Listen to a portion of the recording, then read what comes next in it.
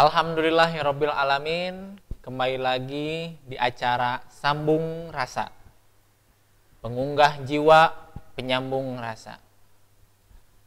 Hari ini kita memasuki hari ke-7 di bulan Ramadan. Tidak terasa sudah 7 hari kita melaksanakan saum di bulan Ramadan ini.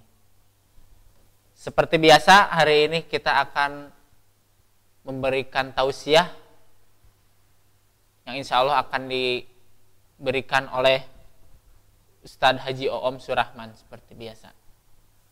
Baik, kita akan melanjutkan pembahasan yang dari episode sebelumnya ini bersambung sepertinya Ustadz ya. Dari awal permasalahan hidup itu ada usia, kemudian kegelisahan, ketentraman rumah tangga. Kemarin yang terakhir itu masalah kemasyarakatan.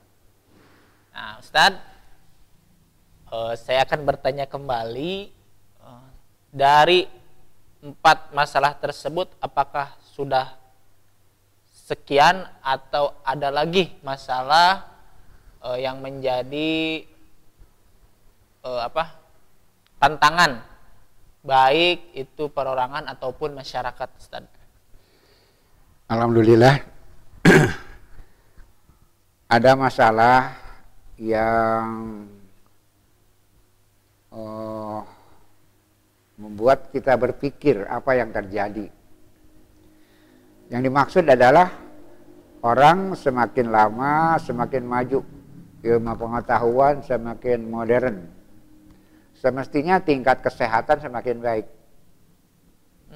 Harapan hidup semakin tinggi bilangannya. Tapi apa yang terjadi? Pabrik obat semakin banyak, produk obat di iklan bertebaran, tapi kenapa tidak menjadi orang jadi lebih sehat? Kita agak sukar untuk menyampaikan ketika orang semakin modern semakin sehat. Tapi justru barangkali boleh jadi ada kesimpulan yang sebaliknya. Padahal masalah kesehatan yang terpenting buat kita. Orang mau bayar berapapun untuk sehat. Kalau orang belanja nawar, kalau ke dokter nggak pernah nawar. Betapa pentingnya kesehatan. Sampai orang tidak perhitungkan apalagi untuk rugi lagi. Asta kesehatan dia bayar. Dan ada juga yang tragis. Kadang-kadang orang menghabiskan waktu dan kesehatan demi harta. Mengorbankan waktu, mengorbankan kesehatan untuk mencari harta. Di ujung kehidupan dia habiskan harta untuk kesehatan. Itulah keanehan kehidupan. Jadi barangkali itu pertanyaan besar kita. Kenapa orang semakin maju tidak semakin sehat? Kenapa semakin banyak obat tidak menambah kesempatan hidup lebih tinggi? Kita sudah bahas dari awal. Justru orang-orang dulu lebih panjang usianya daripada orang sekarang. Kan kalau di atas kertas, apapun penyakit ada. Mau penyakit apa silakan dokter. Mau sakit apa? Tapi ternyata tidak menyelesaikan. Barangkali ada sesuatu yang salah dalam konsep kesehatan kita. Barangkali itu yang dapat saya sampaikan awal. Problem penting yang kita rasakan sekarang adalah masalah problem kesehatan. Yang kadang-kadang tidak masuk akal tadi. Semakin modern orang, semakin maju orang, pengetahuan bertambah tinggi, tapi tidak menjamin kesehatan lebih baik. Kemudian Ustadz, dari kesehatan tersebut, bagaimana prinsip dalam saum untuk mengatasi permasalahan tersebut, Ustadz? Ya, itulah barangkali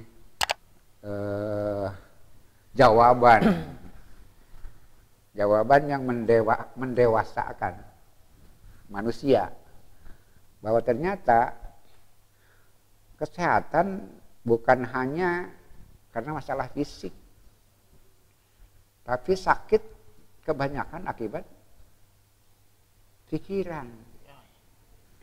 Penyakit akibat pikiran itu lebih banyak daripada penyakit akibat gangguan fisik. Saya bertanya sekarang, yang membuat orang sakit itu lapar atau obesitas? Orang jadi sakit karena lapar, karena obesitas. Obesitas.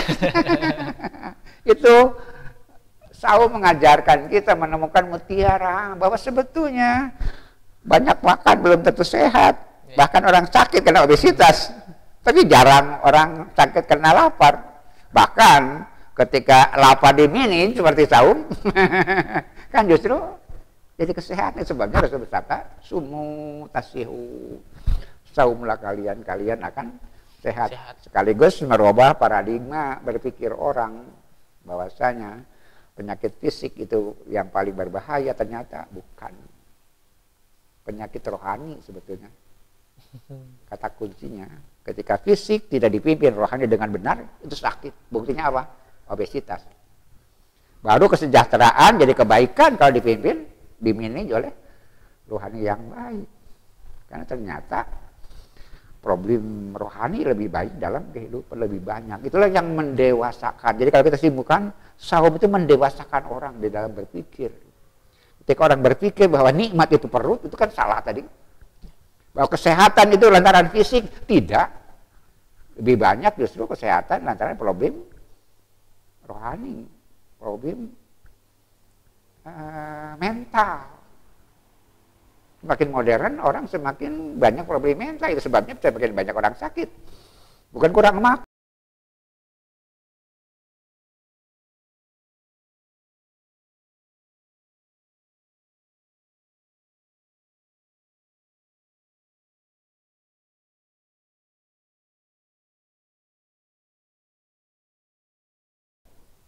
Masyarakat penting kita memahami.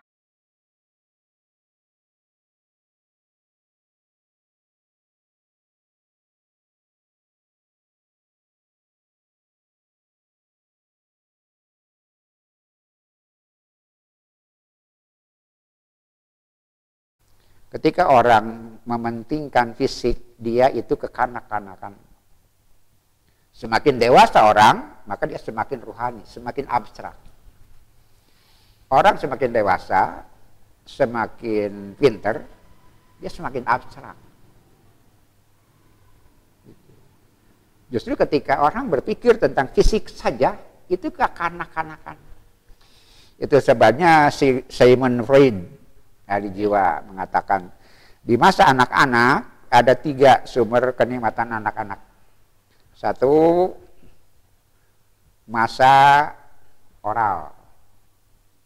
2, masa anal. 3, masa genital. Itu sikap kekanak-kanakan. 1, masa oral. Segala dimasukkan ke mulut. Manggih naon diasupkeun kana baham. Budak eta teh nu kitu teh. Walaupun orang dewasa kalau berpikir tentang mulut aja dia kekanak-kanakan. Itu namanya periode oral. Nikmat teh ngasupkeun naon tapi kayak tuangan curug diasupkeun. Karena ingin nikmat dari apa? Memasukkan sesuatu ke mulut. Itu kenikmatan anak-anak. Kedua periode anak, nyok kotoran, nyok yang keluar dari anusnya pas ribut anak itu dia cuma nikmat dengan kotorannya. Apakah orang dewasa ada yang seperti itu? Ada. Dia senang lihat mobil saja. Itu kan kotor.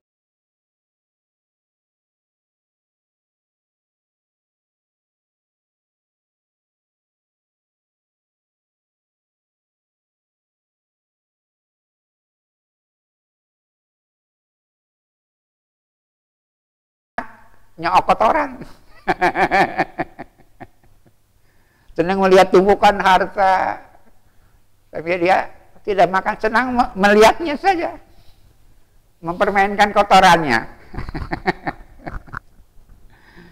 Dan periode yang ketiga genital, dia mempermainkan alat kelaminnya.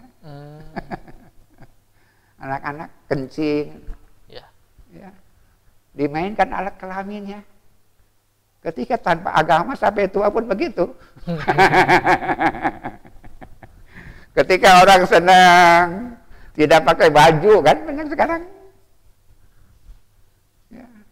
Berarti itu masa kekanak-kanakan, masa periode genital. Dia senang mempertontonkan alat kelaminnya. Ketika seperti anak-anak kencingnya, sampai dewasa seperti itu. Kebanggaan adalah mempertontonkan alat kelaminnya. Itu sebetulnya kemunduran. Itu sebabnya tadi disampaikan kenapa orang tidak semakin lama semakin maju dan semakin sehat, semakin dewasa. Karena itu dia terjebak dengan permainan anak-anak. Satu, memasukkan sesuatu ke mulut. Kedua, melihat kotoran. Ketiga, mainkan alat kelamin. Mempermainkan organ seksualnya. Maka terjadilah keanehan. Orang irian terbelakang. Ketika itu dikirim apa? Dikirim baju. Tahun 60-an. Karena mereka terbelakang, karena itu diganti namanya bukan irian. Jadi Papua, kenapa kata Gus Dur? Urian itu kan buligir, tidak berpakaian. Urian itu telanjang. Jadi orang irian itu irian, telanjang. Itu sebabnya ketika dimajukan budayanya dikirim pakaian. Tapi ternyata yang aneh, di kota-kota orang meninggalkan pakaian. Ya. Kembali kepada primitif. Itu ya kaitannya. Kenapa hidup tidak semakin sehat? Karena lebih terjebak kepada urusan-urusan fisik saja. Walaupun fisik itu kan mesti diatur. Islam tidak melarang makan minum kan tadi di awal, tidak melarang hubungan seksual, tapi ada aturannya dalam pengertian ruh memimpin tubuh. Nah, kesehatan pun gitu. Ketika makan tanpa aturan, sakit. Tanpa rambu, itu sakit. Tapi kadang-kadang karena kerakusan manusia, itu segala dimakan, disangkanya bahagia ketika segala sesuatu dimakan. Padahal ternyata sebaliknya. Kita bertanya lagi kembali, apa yang menyebabkan sakit? Apakah lapar atau obesitas? Obesitas. Kebanyakan makan justru melahirkan penyakit. Kalau ingin sehat, kilu ta'amikum kata Rasul, ukurlah, takarlah yang kau makan. Itulah yang akan menyebabkan kesehatan. Sehingga Rasulullah bersabda, nahnu kaumun la na'kulu hatta najua wa idza akana la nashba'a. Kami kaum muslimin adalah orang-orang yang tidak makan kecuali lapar, dan ketika makan tidak sampai kenyang. Sanggup? Mudah-mudahan. Tidak makan kecuali ketika lapar, dan ketika makan berhenti sebelum kenyang. Kalau sudah kenyang makan terus, itulah primitif. Itulah primitif. Demikian yang dapat saya sampaikan, mudah-mudahan bermanfaat, dan semoga Ramadan melahirkan cara berpikir yang lebih dewasa bahwa yang semestinya ruh yang memimpin tubuh. Jangan tubuh jadi panglima kehidupan. Itulah kacau balau di dalam segala sisi kehidupan sejak awal, yang pertama tadi sampai terakhir, kata kuncinya itu. Pimpinlah hidup dengan ruh, jangan dengan tubuh. Ketika mau ukur sukses dengan perut, itulah yang terjadi konflik sosial, ketidaksehatan hidup, dan serba hal yang tidak bisa diperkirakan akibat-akibat buruknya. Sampai kadang-kadang di luar perkiraan kita. Kita bisa tonton dalam keadaan sekarang. Perbuatan manusia yang oleh binatang pun tidak pernah dilakukan. Tapi sekarang kan akibat dipimpin oleh nafsu yang disimulkan dalam tubuh. Jadi tubuh itu adalah unsur bumi, daya tariknya ke bawah. Sedangkan ruh adalah dari Allah. Dia menaikkan derajat manusia. Demikian barangkali. Terima kasih kepada Ustadz yang telah memberikan materi pada hari ini. Yang bisa kita petik dari pembahasan tadi yaitu menyambungkan dari episode 1 sampai hari ini bahwa ruhlah yang harus memimpin tubuh, bukan tubuh yang memimpin ruh. Saum itu menjadi solusi dari kesehatan. Apabila prinsip hidup dalam saum itu dilaksanakan, maka akan menghasilkan kesehatan baik individu maupun masyarakat. Sekian untuk hari ini. Kita berjumpa kembali di jam dan waktu yang sama. Billahi taufik wal hidayah. Wassalamualaikum warahmatullahi wabarakatuh.